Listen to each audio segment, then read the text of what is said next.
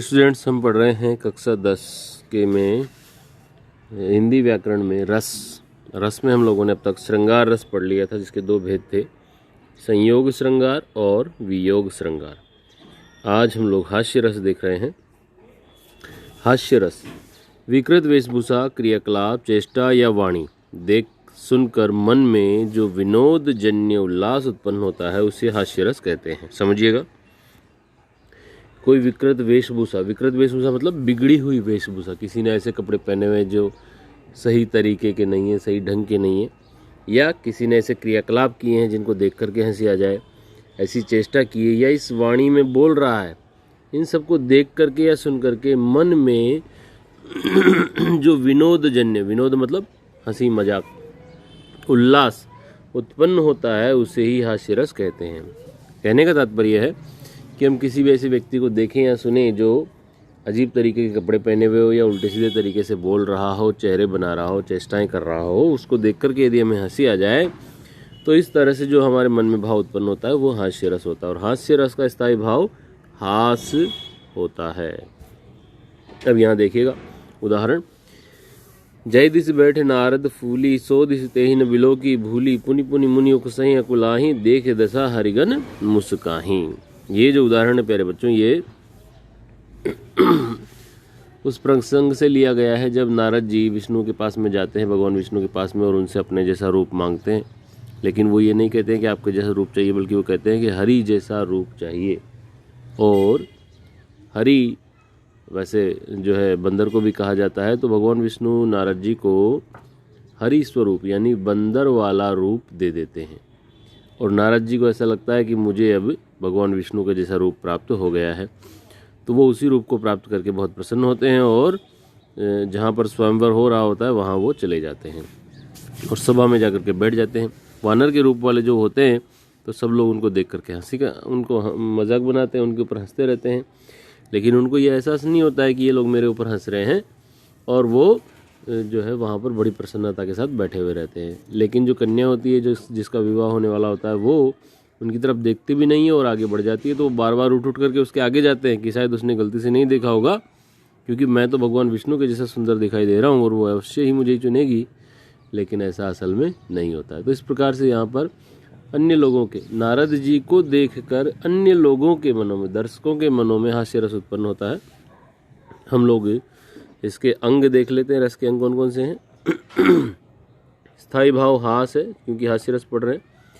आलंबन यहाँ पर वानर रूप में नारद है, क्योंकि उसके कारण से ही लोगों के मन में हास्य रस उत्पन्न हो रहा है। आश्रय जो है वो सारे दर्शक है जो ये सब देख रहे हैं।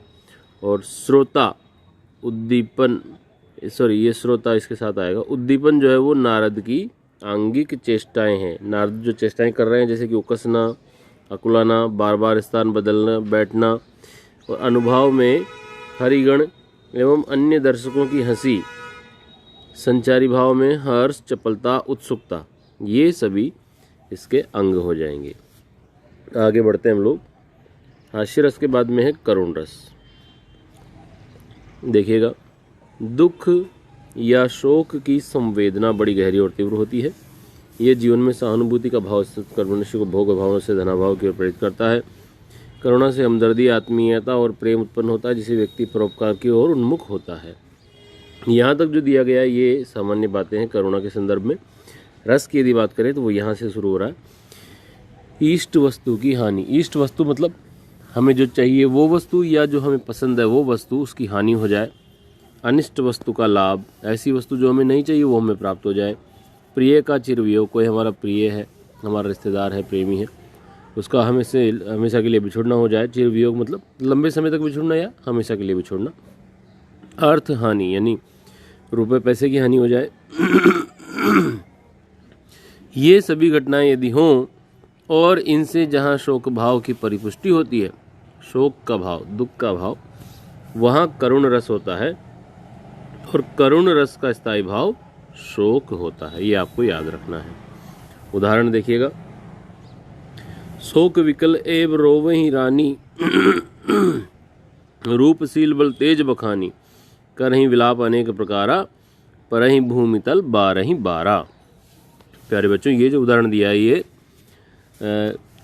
उस समय का है जब राजा दशरथ की मृत्यु हो जाती है। राम वनवास में जा चुके होते हैं और राजा दशरथ की मृत्यु हो जाती है। उनके मर जाने पर, उनकी मृत्यु हो जाने पर जो रानियां हैं, तीनों रानियां, वो विलाप कर रही हैं, वो रो रही हैं राजा दशरथ के मृत शरीर को देख करके। तो इस प्रकार से आप समझ सकते हैं कि यहाँ पर राजा दशरथ का जो मृत शरीर है वो आलम्बन हो जाएगा, यानी कि यह अभिषेक हो जाएगा, सभी मान सकते हैं। और रानियां, जो तीनों रानियां हैं, वो आश्रय हो जाएंगी, क्योंकि उनके हृदय में शोक, करुणा का भाव उत्पन्न हो रहा है। और यहाँ पर उद्दीपन जो है वो राजा के गुण होंगे, राजा ने अब तक क्या क्या अच्छे कार्य किए होंगे, राजा का रूप जो होगा, जो पिछली बातें होंगी, उनको याद करके रानियां जो है और ज़्यादा दुखी हो रही होंगी। और यदि हम लोग बात करें अनुभवों की, तो यहाँ नीचे दिया हुआ, मैं एक एक करके बता भी देता हूँ, साथ में दिया हुआ ही है। स्थायी भाव, यहाँ पर शोक होगा, दशरथ आलम्बन हो जाएंगे क्योंकि उनकी वजह से हो रहा है, रानियाँ आश्रय हो जाएंगी क्योंकि उनके हृदय में हो रहा है। और उद्दीपन हो जाएगा, राजा का रूप, तेज, बल आदि, राजा का रूप, तेज, बल आदि उद्दीपन हो जाएंगे। रोना, विलाप करना, ये अनुभव हो जाएंगे। और स्मृति, मोह, द्वेग, कंप, ये सब जो है वो संचारी भाव हो जाएंगे। तो इस प्रकार से यहाँ पर करुण रस हो जाएगा। प्यारे बच्चों, बाकी का अगली कक्षा में।